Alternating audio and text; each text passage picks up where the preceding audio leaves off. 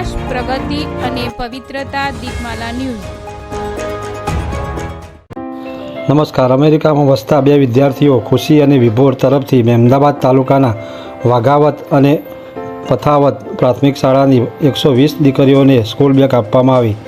પ્રેરણાદાયી ઘટના એવી છે કે અમેરિકામાં ધોરણ 11માં અભ્યાસ કરતા ભાઈ બહેન ખુશી અને વિભોર દ્વારા રવિવારની રજાના દિવસે મોલ આગળ સ્ટોલ કરી ખાવાની વસ્તુ બનાવવામાં વેચવામાં આવી હતી, જેમાંથી રૂપિયા 4,000ની અને 121 નંગ સ્કૂલ બેગ લઈ કર્મા જંકશનના માધ્યમ થકી ખેડા જિલ્લાના મહેમદાબાદ તાલુકાના આવેલ યથાવત પ્રાથમિક શાળા અને વાઘાવત પ્રાથમિક શાળામાં અભ્યાસ કરતી ધોરણ 6 થી 8ની 121 દીકરીઓને સરસ મજાની સ્કૂલ બેગનું વિતરણ કરવામાં આવ્યું હતું.